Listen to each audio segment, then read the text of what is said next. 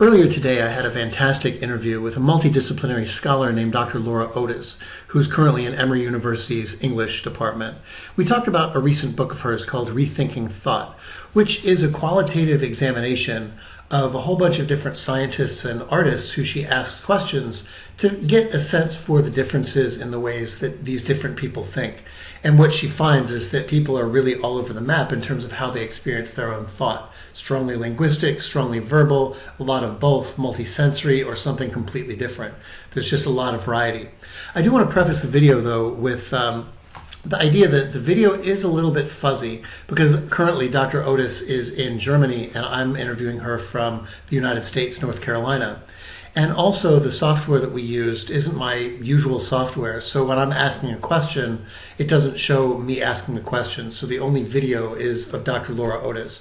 So I'll intersperse my own image in when I'm interviewing her just to make it look a little bit more like the dialogue that actually took place. But the interview is fascinating. I can't wait for you guys to see it. We are here today with Dr. Laura Otis. I encountered her work when I read a recent book that she published called Rethinking Thought. The book isn't about education, so to speak, but as you'll see from this interview, the book has a lot to say about education and the way people think. So first of all, thank you for joining us today, Dr. Otis. Oh, thanks very much for interviewing me. Sure. So I want to introduce Dr. Otis real quick before we get into some of the questions that I have. So Dr. Laura Otis began her career as a scientist. She earned her BS in molecular biophysics and biochemistry, and then her MA in neuroscience. Before receiving her PhD in comparative literature, which is a very different field, at Cornell University in 1991, she worked in labs for 8 years. So Dr. Otis has been a frequent guest scholar at the Max Planck Institute for the History of Science in Berlin, and is actually currently there at the Max Planck Institute for Human Development. In addition to her academic books, she has written 5 yet-to-be-published novels, and in 2000 she was awarded a MacArthur Fellowship for creativity. And of course, the book we're going to be talking about today, Rethinking Thought, Inside the Minds of Creative Scientists and Artists, was published, I believe, in 2015? That's right. I think officially it's 2016, but it came out last November. Yeah, right. Okay. Well, like I said, the book, obviously isn't tailored towards education, but just has a ton of stuff to say about education. So why don't we familiarize viewers with what you're doing in this book? Like, what was the project, and how did you get into this project? Okay, well, it really emerged from teaching. I've been teaching writing and literature for just about 30 years now. And I've noticed how differently people think. And I always say, thinking it's a little bit like going to the bathroom. You assume that the process is the same for everybody else as it is for you, but you never know for sure because you're not going to ask them. And with the best of intentions, you may assume that inside other people's heads it feels the same as it does in your head. But that's not necessarily true. So one of the things that most impressed me about the book is that a lot of the studies about how people think are done in a quantitative fashion. And what you did is you went out and interviewed, I believe it was 28 scientists and creative artists, and just interviewed them with a set of questions about, okay, when I say the word bridge, what comes to your mind? Is it a word? Is it a process? Is it a feeling? I just really like the qualitative aspect. Oh, thanks. Yeah, so I picked, there were 34 people altogether, but I didn't write the little interview for everybody. I picked the people who, some of whom I knew, some of whom were recommended to me, who thought most differently. And so there were scientists, there were painters, there was a flamenco dancer, there were novelists and poets, lawyers, teachers. They tended to be professional people, creative people. That they were all every single one of them was interesting. Great. There was a former Sister St. Francis who was a professional singer and now a photographer. Just interesting combinations of activities. And I asked them very basic questions like, what's the hardest thing you ever had to learn? What sense do you think predominates in your memory? When you had to study for a test in high school, how did you do it? And I just got very different answers from people. So can you give an idea for the audience of some of the range of types of thought? Because there were folks who you interviewed who were so strongly visual that they had trouble putting the visual into words that encapsulated, but then you had other people who almost had the opposite problem. If you asked them to draw an image of something they're thinking, it would be really a difficult transition. You've had people who reported not even thinking in words or images, but kind of just attaching words and images after the fact, and there's just a variety. So can you give some kind of descriptions of some of these people? Yes, so I wanted to move beyond the traditional idea of classifying people as either visual or verbal. I think it's been enormously helpful in education just to admit that there is visual thinking at all. It was a huge step forward. And I wanted to show the range of different activities that are involved in visual thinking, and to kind of break down this opposition between visual and verbal, especially interested in how people convert it from one to the other. Okay, so you're asking me about, say, especially interesting people. There were some who, it was very clear that language was a confounded nuisance to them. It got in the way of their thinking. And of course, it wasn't completely fair because the interviews were in language. I asked, what else could I do? Sure. So they were in the position of having to describe in language processes that for them are not linguistic. So one of the flamenco dancer, Linda Richardson, was one of the more interesting people I spoke to. I was sure she was going to tell me that she could picture people dancing, and she said, no, that's not what it is at all. You feel it in your body. You sort of imagine in your own body what moves you might be making. She's also a choreographer. Right. So rather than seeing it or thinking it in words, she was feeling it physically in her body, and then that would be, that was her way of kind of registering what she wanted other people to do with their bodies. Sure. One of the things he asked me was one of the people whose thinking was most different from mine, who I had the hardest time understanding, and that would be Nicholas Gessler, who's multi-agent software. So I said, if you're thinking, what are you doing? And he said, well, I'm running the program, I'm running the simulation of what the software is going to be doing. And I said, well, are there words involved? No. Well, are you seeing it? No, I'm not seeing anything. I'm running the software. Yeah. And that, very clearly that meant something to him, that made sense to him. He was telling me the absolute truth about what his mind does.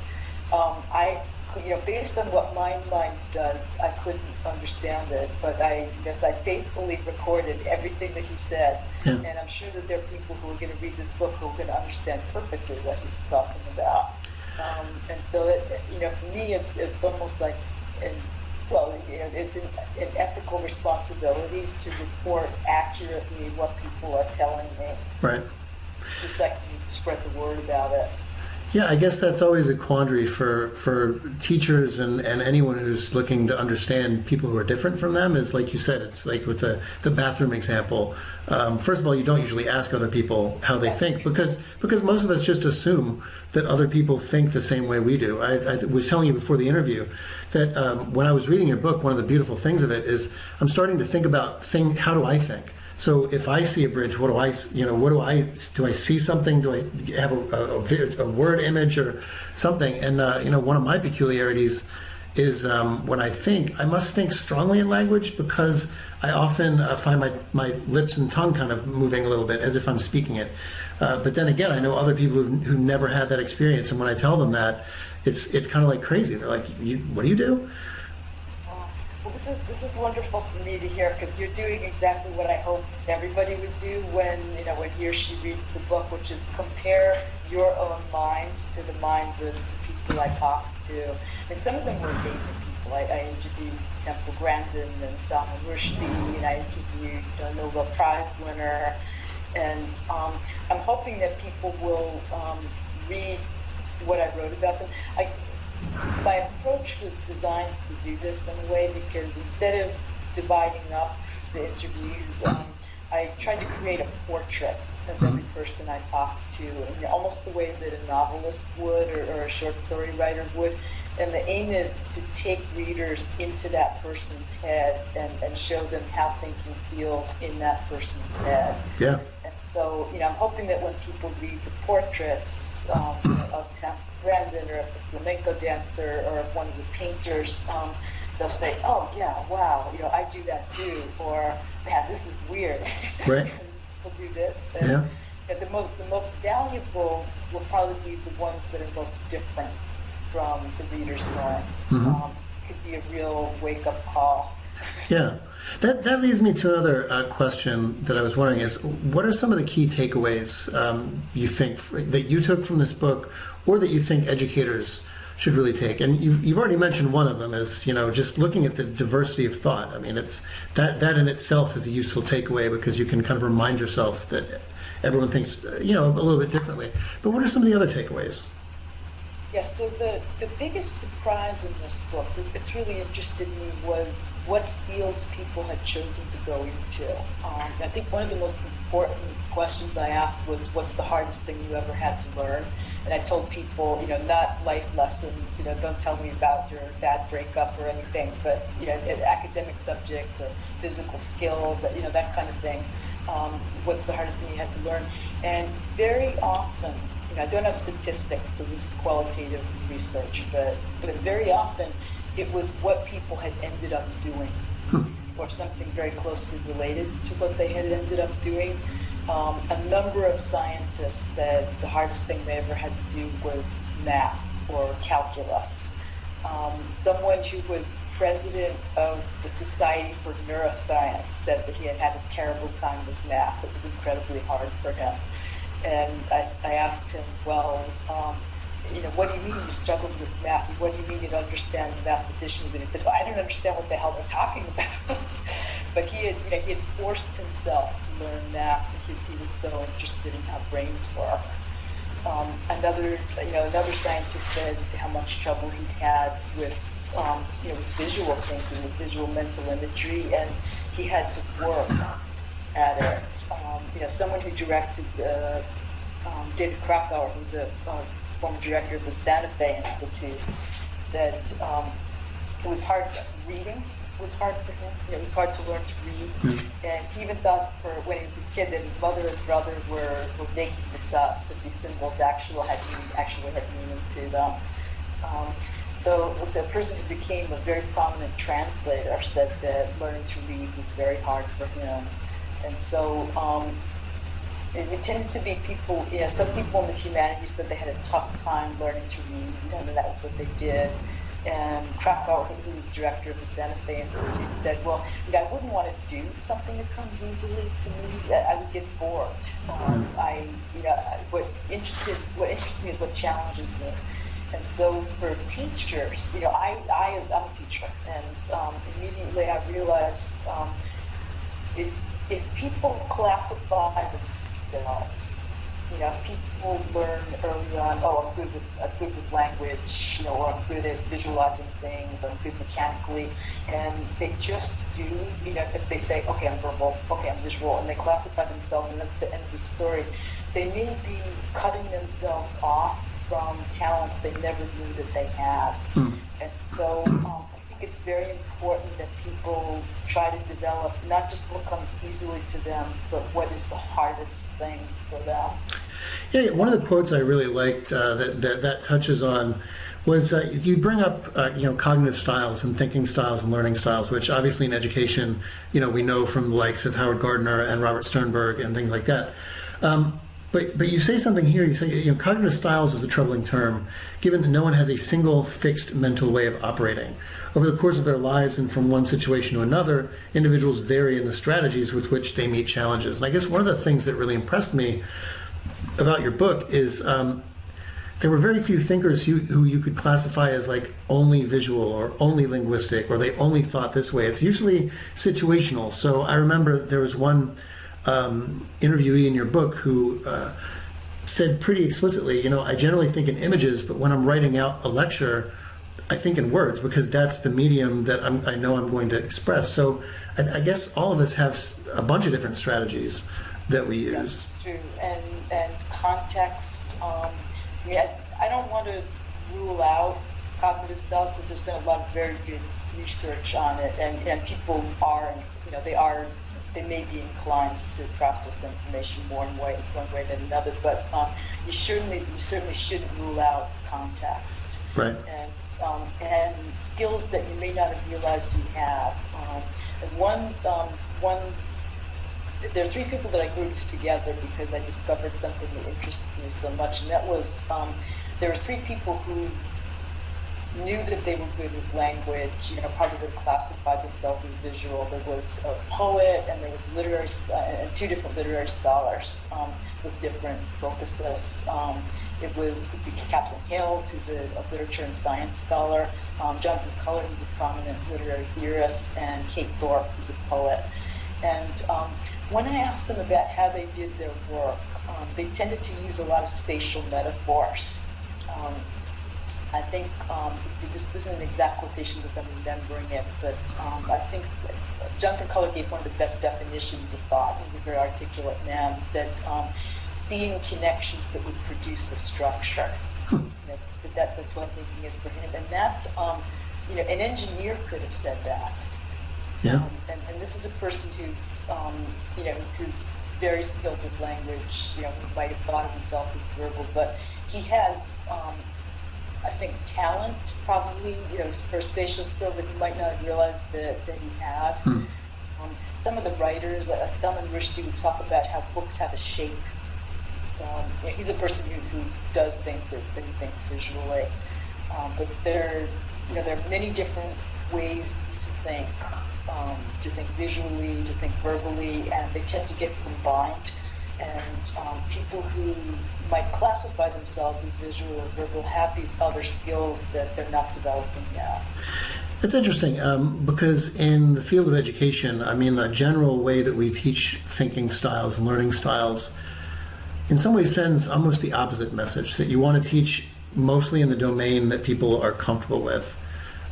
So I guess there's always a push and pull there, because one of the other things that I kind of took from the book is there were several people who kind of talked about the idea of translation from one medium to another medium. So if I think in images, I might have a tough time translating that into words, and it doesn't mean that it doesn't mean that I don't have rich thought. It just means that the words don't capture it, or vice versa. So I think for educators, maybe there's a reticence there to say, well, if someone thinks in images and has a tough time translating that into words, if I teach in a really verbal way, am I risking kind of teaching them in a way that they're going to have more difficulty understanding me? Yeah. So I think, say in the past 40 years, and I think it's wonderful how education has started to respect and pay attention to all these different learning styles. It was awful when everybody had to do this. Kids were getting hit, if they weren't good at language in the past. And so I think, it's wonderful that we respect students more now just by paying attention to the ways that they learn. And what I would recommend is, identify the way that the student seems to learn the best. But another one of the take-home messages that I got out of this research was it's when people have to convert their ways of thinking, say from one mode to another, they may come up with the most creative ideas. It's not, creative. I don't think you can locate creativity in a verbal realm or in the visual realm necessarily. I know recently it's been very associated with the visual, and I didn't see so much evidence for that. I think it's when you have to convert back and forth that interesting things start to happen. Most of the people I talked to said they didn't like translate as a metaphor for going back and forth between, say, a visual mode or a verbal mode. One person said that it kind of presupposes that the thought is finished, whereas the thought is really still coming into being, as you're moving from one mode to another, and it may emerge through the conversion. So I think, it might, at least you don't want to drive your students crazy or anything, or discourage them too much, but I think if you encourage them to convert, say if you pair students, as lab partners, get sort of the most verbally inclined person you can find and put them together with the most spatially or pictorially inclined person you can find, and make them talk to each other and see what happens. There used to be, the classical study of ekphrasis, which is describing pictures in words, and that could be a very interesting assignment. Show a video, show a YouTube clip, and ask people to write a paragraph about what's going on, or just mega charades. I think that how you keep something that's verbal into something that's visual. I think it's through the conversions that a lot of creativity can emerge. I know one thing that I do in my college teaching is I have what's called an assessment Tic Tac Toe, which is kind of a lot more popular in lower grades and in high school. But so, for the projects at the end of a unit, I give people a choice of, I think there's 9 different types, and they're all different representations. You could do a conceptual map of what we've done. You could do some paragraphs about what we've done. You could create a video that kind of intersperses what we've done. Several different things, and students can kind of choose which one they want to do, with the stipulation that they have a tic-tac-toe at the end. There's 3 columns, 3 rows, that they have a tic-tac-toe at the end, and they seem to kind of like that, I think, because it gives them. I had one amazing project last semester where a woman did a drawing, and then she explained in a few paragraphs what the drawing represents, which part of each represents what we've done. And it was, I never would have thought of that, of someone doing just a full-on pictorial drawing with an explanation below it about what the images represent and why they're the way they are. But it occurs to me after reading her book that, that image probably makes a lot more sense to her than if she were to write it linearly. Yeah, I was recently on, this past semester, I was on the committee of an honor student at Emory, Sarah Duvall, and she was interested, her honors thesis was on artists and, trying to argue against this myth that artists have to be alone and suffering and poor, and she said, artists can have a good day job and still be incredibly creative. And she felt this myth was discouraging people from going into art. And so her honors thesis was a magazine. It had images, she's a designer herself, and it had text, and they went together.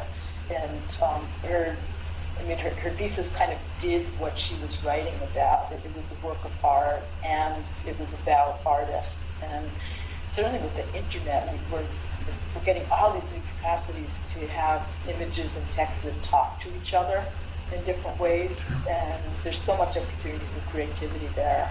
The last question I have for you is, and we kind of touched a little bit on it, but you had mentioned a few people whose thought you had a difficult time understanding.